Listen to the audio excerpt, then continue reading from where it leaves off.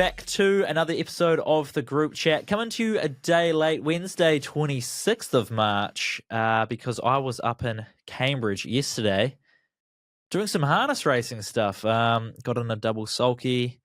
Britt Graham took me around in preparation for Night of Champions. Not this Friday, the following Friday, which was a bit of fun. A little bit scary, but Eve was a great horse. She took me around, got me through in one piece.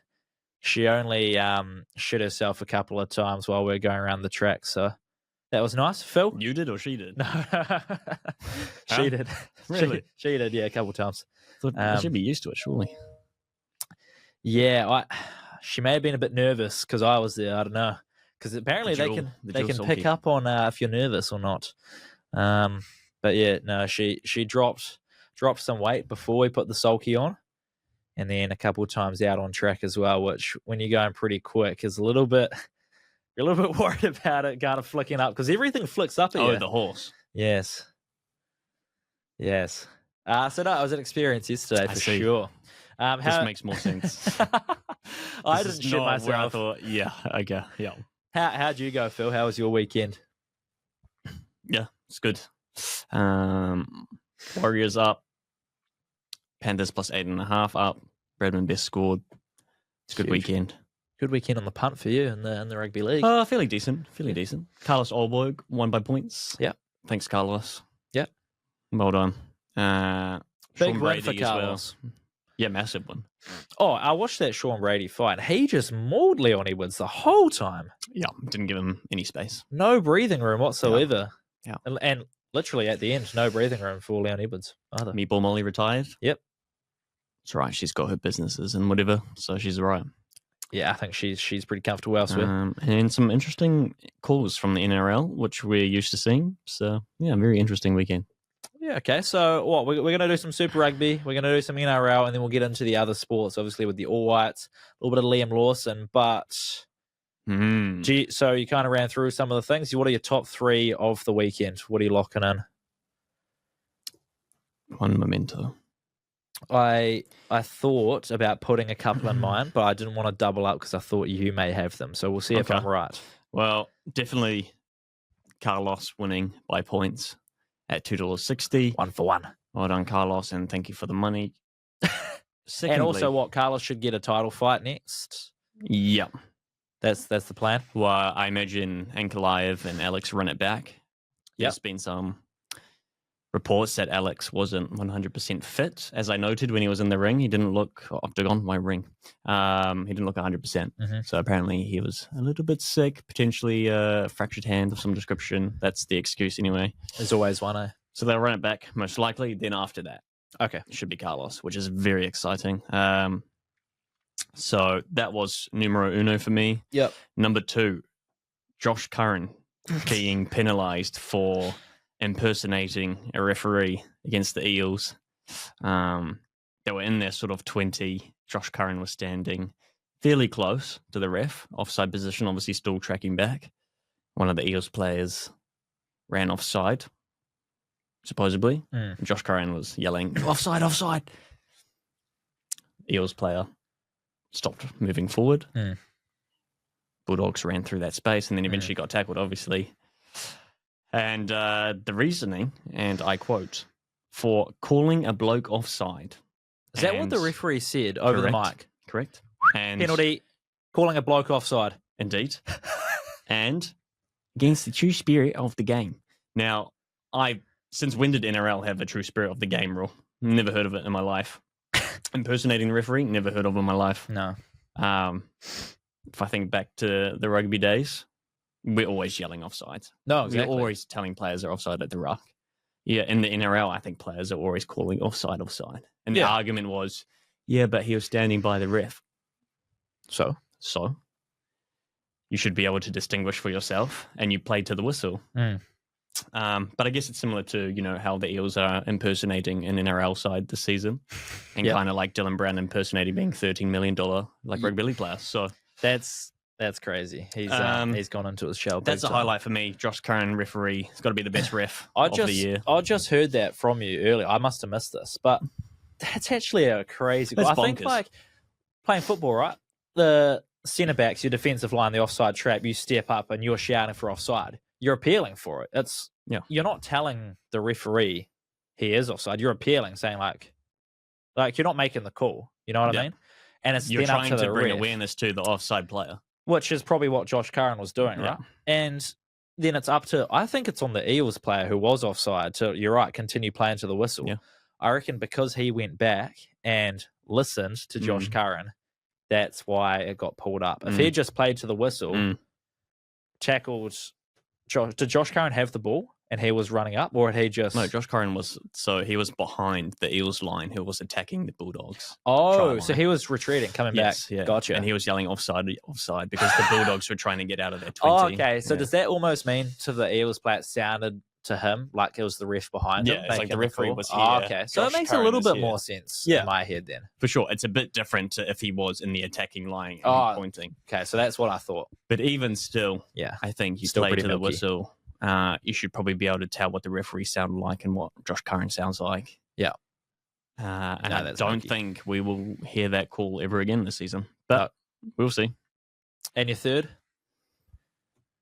I was tossing up between the 8.5 from the Panthers, considering no Nathan Cleary, no Dylan Edwards. Yep.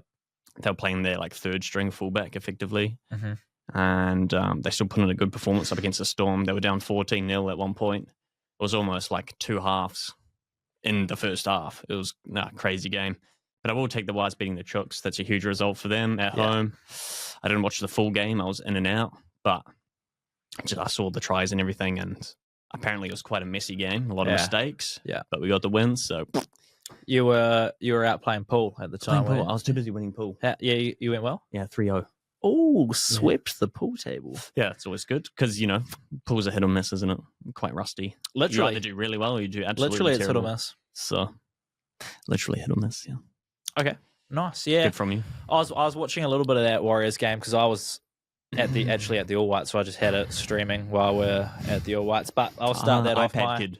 Yeah, I was a little iPad kid at Sky Stadium. But we did follow the goals. So in the first half, we were at New Zealand's goal scoring end.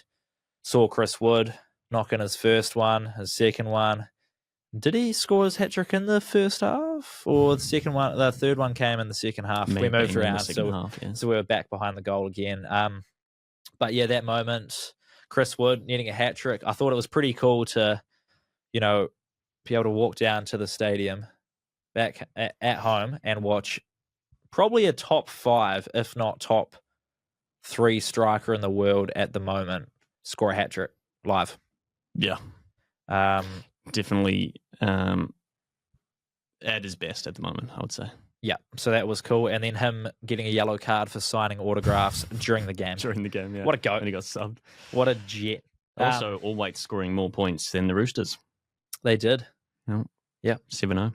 Yep. No, that was good. That was actually a fun game to be at. I managed to catch up with Wayno after the game. He was getting mobbed by...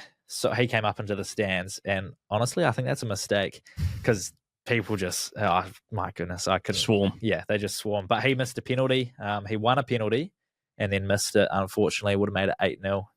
Felt a little bit bad for Wayno, but luckily not a drastic miss. Wow, he didn't come on against Auckland in Auckland in the final, so maybe it was a drastic miss for him. Well, if Rufa's getting on the pitch and you're not, that's a tough look because Rufa should not be on that pitch.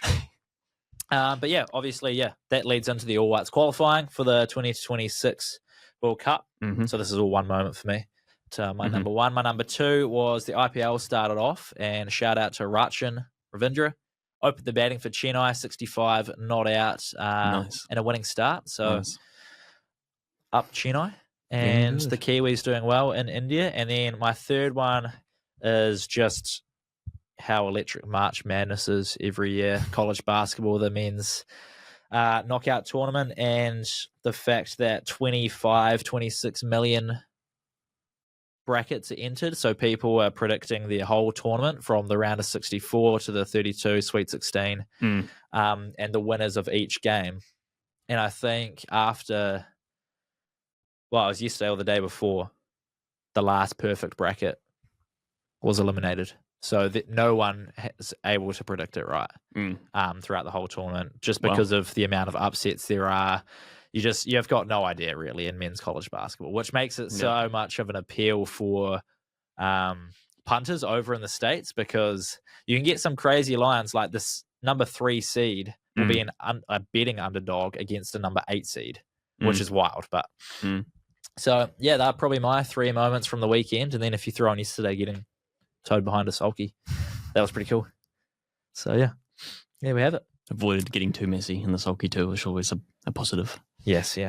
All right, let's get into some Super Rugby, and I want to kick it off with our Aussies taking over Super Rugby. They've moved down to 4 teams without the Rebels, and they have posied up, and we've got Chiefs 1, Crusaders 2, and then Aussie, and 3 through to 6. What do you think? What was the question? Our Aussies taking over Super Rugby. Well, you've just said they're 3 to 6, so no. If they were taking over Super Rugby, that would be 1 to 4. Well said. They are doing a lot better this season, and there's definitely a resurgence of some description. Doing much better than the Blues. And now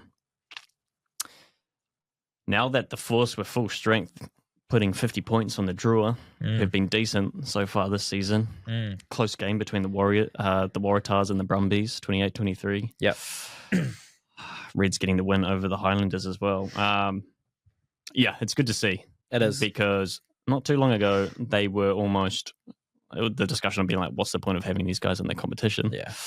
It was really dire post-COVID and all that. So it's good to have them back, and it's good to get these close games in what is a very exciting Super Rugby season. It'll be interesting to see how this then translates over into the Wallabies season. Yeah.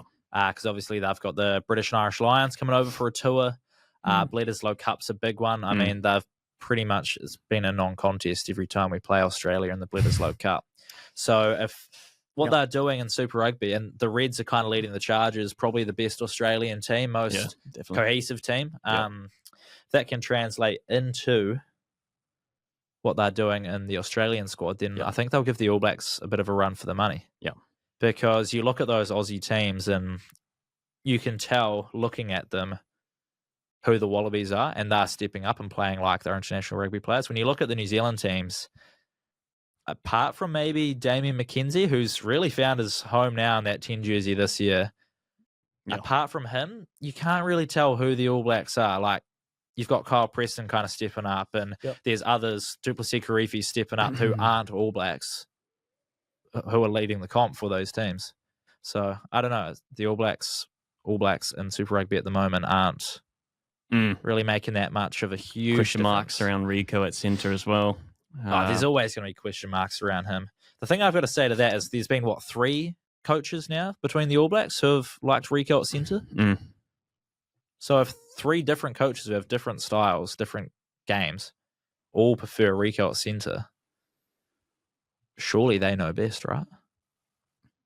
And there's 3 of them. There's they're the coach, not me. But I mean, I don't think he should be at centre. Performing centres this season.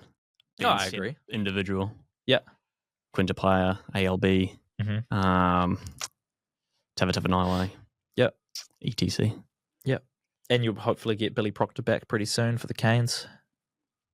Yeah. So certainly interesting season. But also Australia. Obviously, with Joe Schmidt departing, was he not at the end of this year? Yeah. There's also question marks. I reckon that's but he's been doing his job effectively. He's been rebuilding that squad, and the results are showing that. But yeah, the year after is the question, I guess. So I'm thinking there'll be a Kiwi coach take over, with Leon McDonald departing New Zealand and helping with the Force this year. I reckon that's a ladder into the Australian national team, the Wallabies. I reckon I wouldn't be surprised to see Leon McDonald involved in the coaching staff one way or another. It's an interesting take and potentially really valid. Especially with how well the Force are doing. Because he's assistant or backs and attacking coach for the Force. And they, like you said, just put 50 points up against the Drua.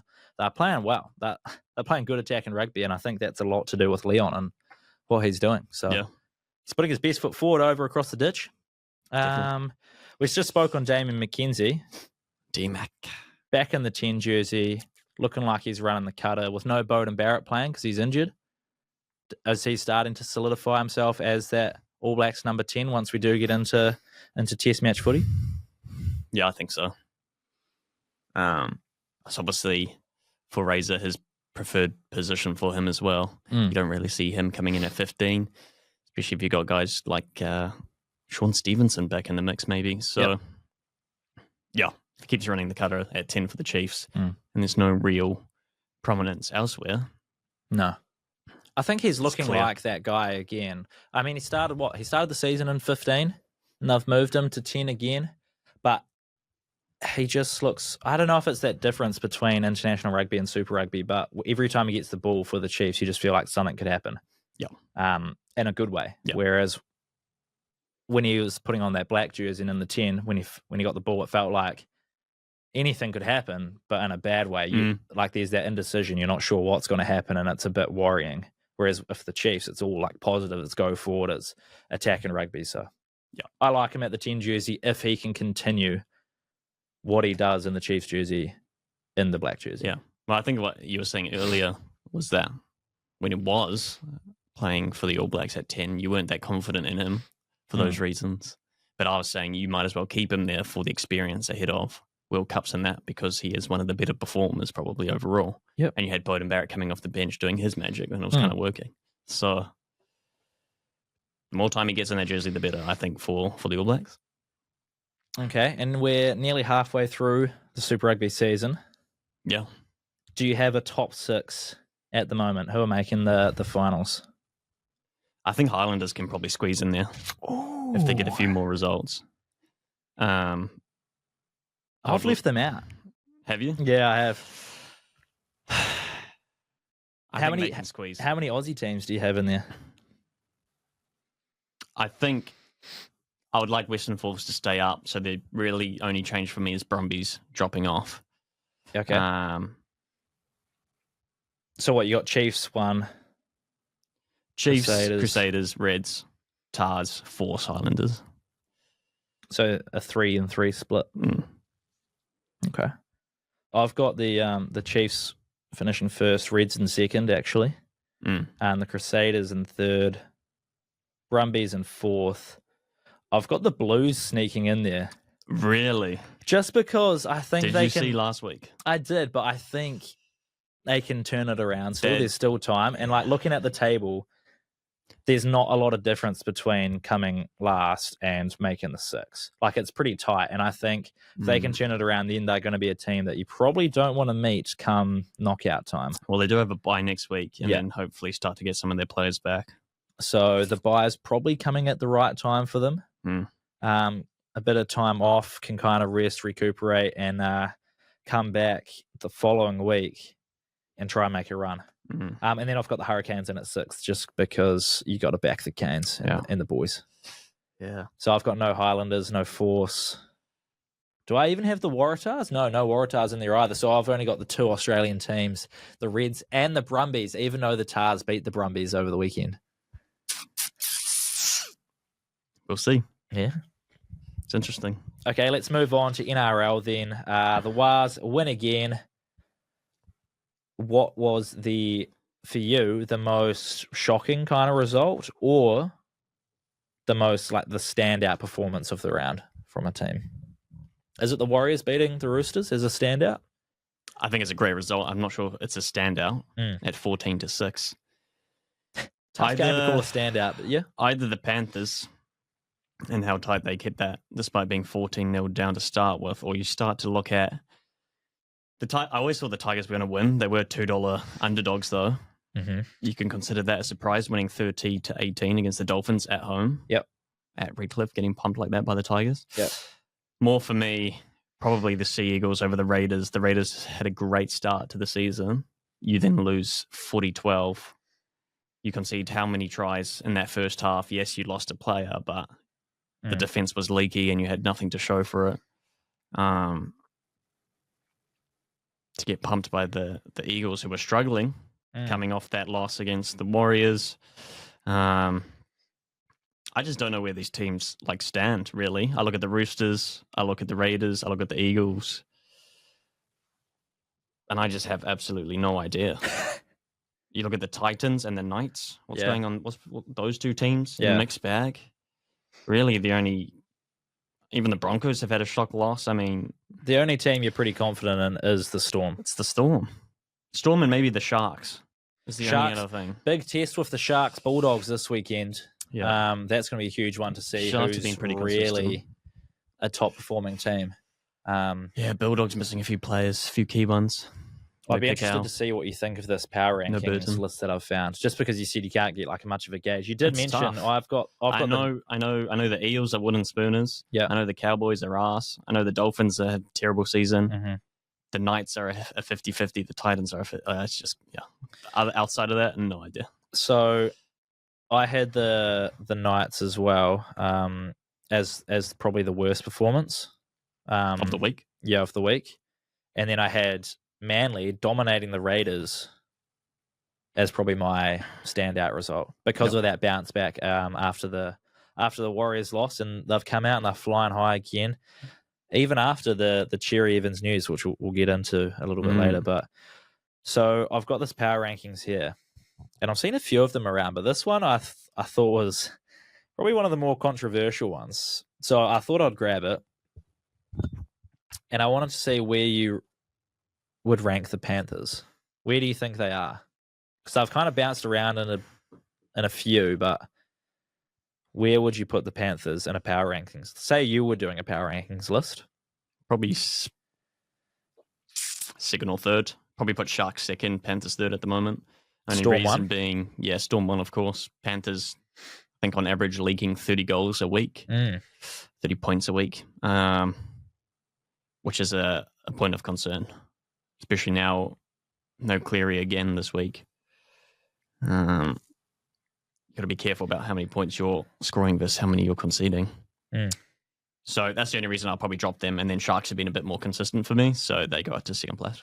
Okay, what if I told you they were 13th in this list? I would say I don't agree. You lost to Storm by 6 points with any of your main dogs. Key person at the back and a key number in the half. So they fall to a very unfamiliar 13th, but were very, very good in their loss to the Storm. So how do you drop them to 13th? Then? I don't know how they dropped them to 13th here, but anyway, they had the Storm at 1. Have they just taken their position in the table and then just dropped one for losing? Is that... Maybe. I think they had them... Where'd they have them last week? They had them at 11th last week. So, obviously, these blokes aren't that big on the Storm, but they got the Bulldogs at 2, moving up from 3, and they got the Sharks at 3. Who at 2, sorry? Bulldogs. So, Storm, Bulldogs, Sharks, Manly at 4, Tigers at 5, Canberra Raiders at 6, the Broncos at 7, and the Warriors at 8. Bulldogs, I probably moved to 4. Based on their Eels performance. Yeah, against Wooden Spooners, you should be dominating them. They struggled, and they seem very fatigued after that game. You then have to run into the Sharks, who have been defensively very, very good. Yeah. If you're only putting 16 on the Eels, who have no defense whatsoever, how are you getting past the Sharks? It's a bit of concern there. That's why this weekend against the Sharks, no Cacao. That'll be a big one. That. Okay, so a bit of news. Obviously, the DCE stuff, all the rumours flying around him. We've just seen crazy. Dylan Walker also being released by the Warriors, going and playing for the Eels, by the sounds of things. Potentially. What do we make of all this? Yeah, obviously, Dylan Walker this morning on compassionate grounds. Yep. Assuming going back to the fam in Sydney, and makes sense for an Eels lineup there. Yep. They need players. So. They do. And he can probably provide some more valuable minutes for the Eels than he does off the bench for the Wars. It's a bigger opportunity for him. So I think it makes sense. Very sad. Sad to see him go. And Warriors looking thin in that department. But a lot of salary cap, a lot of room in the war chest to go and potentially pay some of our current players a little bit more when their contracts come to an end. Or we go out and get a big time player. Hopefully. Because we're looking a little bit thin. Yes. Obviously, Tomato Martin can step up. Sam Healy can step up. But we'll see. DCE departure is a weird one. Because it's not a I'm moving to this club, and it's not a I'm retiring at the end of the season. It's a I'm not staying at Manly. I'm just not playing for you. Yeah. I don't know if I am playing, but if I am, it's not for you. Which is weird, 36 years of age, and you don't really see him in anything other than that maroon jersey. So no, exactly. Obviously, it's a bit of a concern when apparently Manly were like, we discussed a 1-year contract extension in October, but nothing was really officially tabled. And from DCE's sort of interview, he was kind of like, nothing was really tabled unless they got an offer from another club. I'm like, does that mean no one made a formal interest in you? And then why was that Manly stance to be like, we're not extending your contract unless we get an offer? Yeah. It's just like a weird stance to have from someone who's been at your club since the day dot. No, exactly. So it does seem like he wants to play on. Just remains the question as to where that is. He ends up signing that piece of paper once again to go back to the Titans after he was there for about an hour. I don't know about the Titans. I think there was question marks around Roosters, and even old Phil Gold was trying to get him to sign a piece of paper that was just blank for the Dogs, I think. A little piece of napkin that he's found at lunch. Hey, please. Sign this, DCE. But yeah, it's he seems content with the decision. It's something he's thought about for ages. So whatever it is, he's happy. From what I've understand reading about it, they were prepared to maybe pay him about $750K for the 1-year extension, but thinking clubs, if they wanted to offer him about a $1.2 million deal. So maybe for DC, it's that money factor now. But he even said if Manly did table like a 1.2, he didn't want to take it. So just wants out. It's probably left a bit of a sour taste in the Manly front offices. And then to only give him a 2-year contract after the media catches on to the whole shabacle, and then you go, and then they're like, no, it's not a knee jerk. It looks like a knee jerk because you've only offered it now. The media's onto it, and they're like, no, we haven't lowballed them, yada yada. But anyway, DC's been transparent with Manly, and I guess had to come out and say it now that he's not going to be staying. Weird. And at 36, he's still in great shape too. Yeah, absolutely. I know 36 is old in terms of rugby league, but he's still running the cutter at Origin level, right? Like, I think he would still be keen on Origin. Yeah, and he made it a massive impact in last year's Origin, so he's still up to standard, and he's obviously a Jet still. He's probably worth more than what old Dylan Brown is. It's interesting.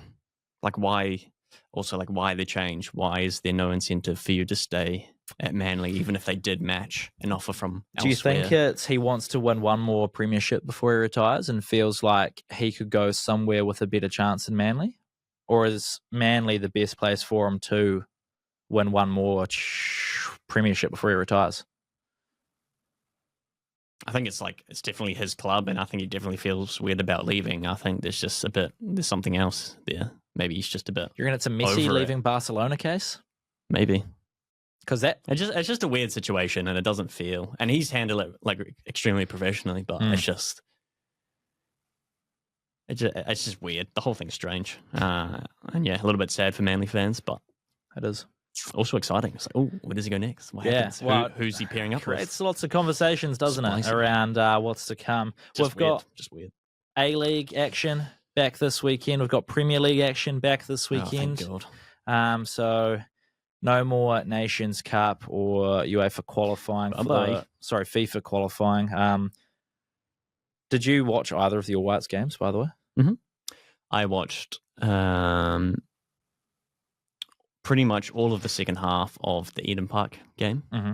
When I tuned in, Chris Wood was coming off due to the injury. Nice. And I said, oh, no. Oh, boy. But then we scored twice. I was like, very nice.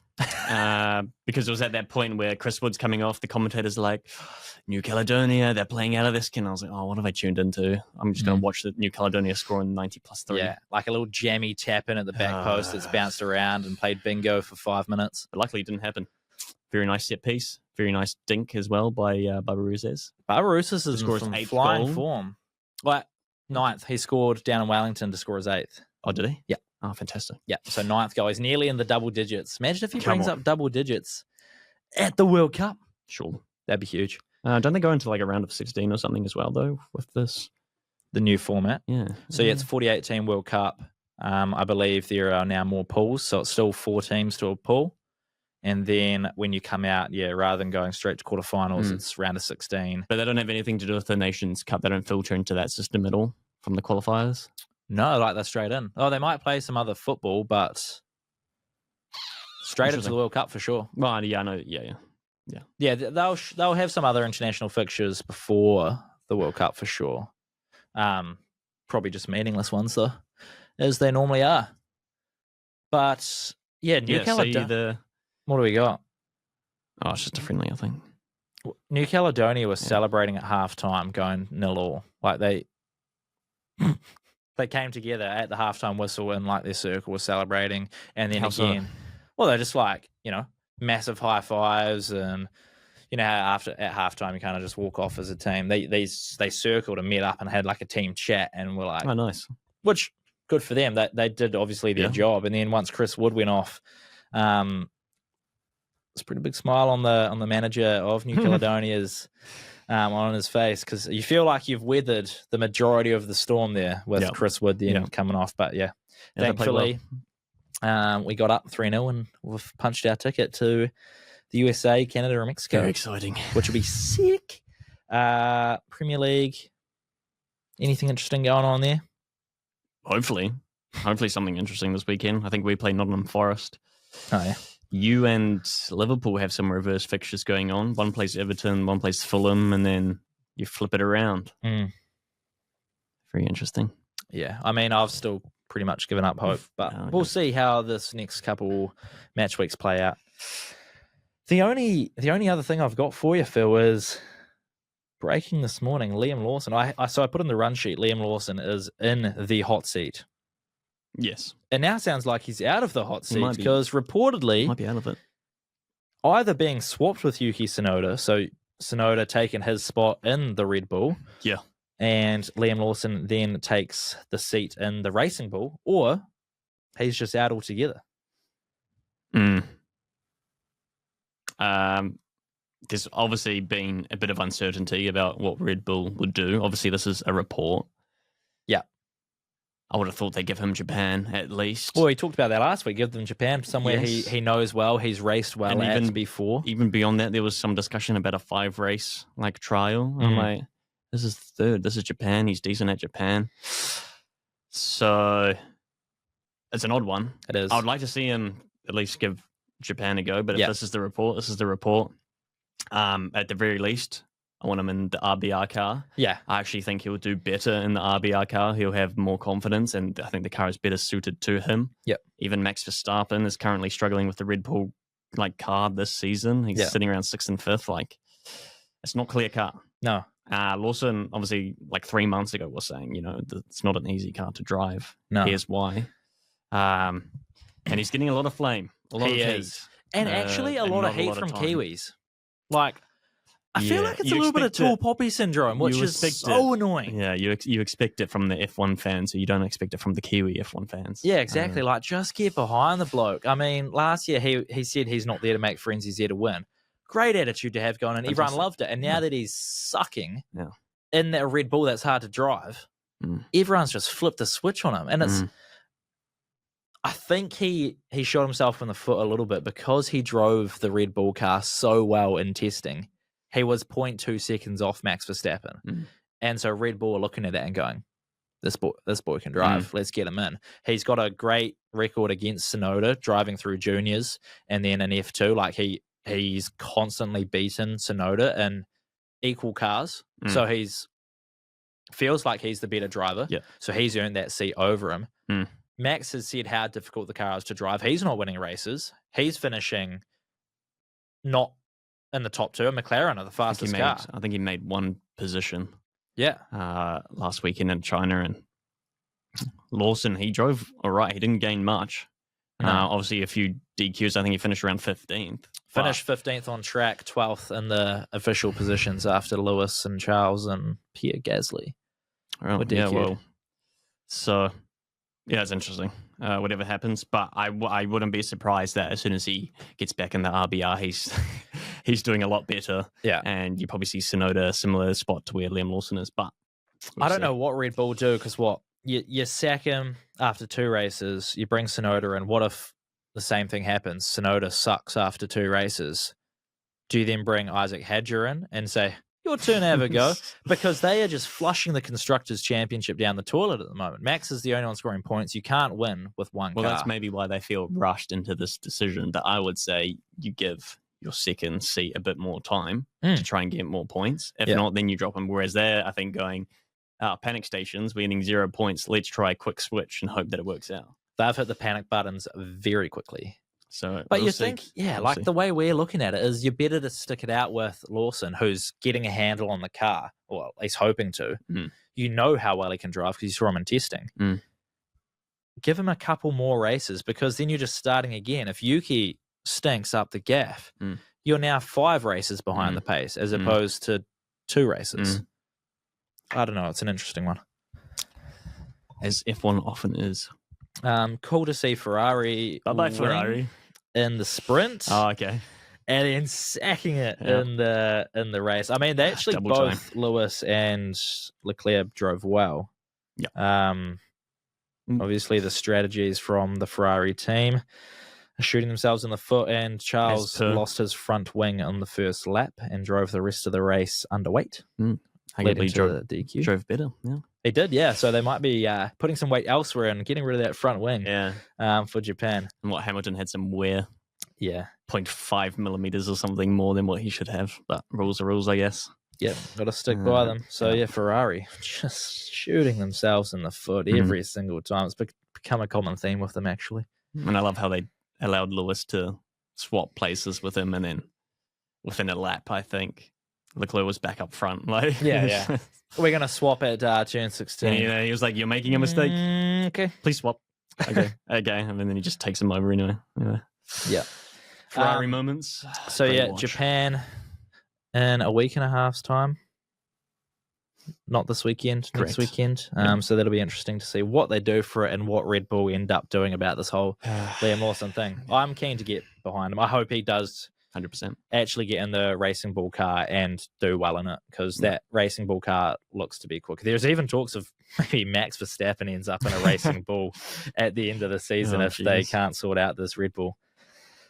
I've got one question, the group chat question of the week to wrap things up for you, Phil, and that is, obviously it's a massive deal for the All Whites going to the World Cup, but realistically, what is our expectation for the team there? What can be seen as a success? Because football is one of the sports in our country where just getting to the tournament seems like a massive success. Yeah. What seems like make the round of 16. Yeah. That's success. I think you've had an easier route to the World Cup. Success is making that round of 16. I think the nation would be stoked. If you can leave a 2010 World Cup undefeated, you can push some results and get that round of 16. I think, you have to one-up that, really. And I don't think making the World Cup is great for us, but we shouldn't have been sweating against a team like New Caledonia. No. And I want to see the All Whites in a round of 16. I want to see South Africa in a round of 16. Yeah. That's success. You're like, you made it to the knockout stages. Yeah. Hooray.